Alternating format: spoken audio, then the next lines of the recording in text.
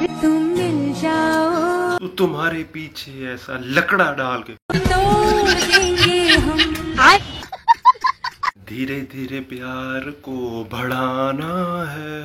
हग के गुजना हग के गुना ना हद से ना हद से गुजर जाना। फोन चार्ज लगाने से पता है क्या होता है? क्या होता है? Battery full.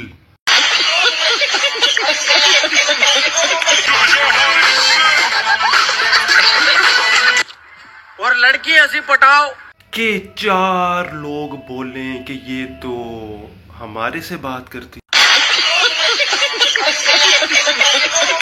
और तुमने मुझे अनफॉलो क्यों किया?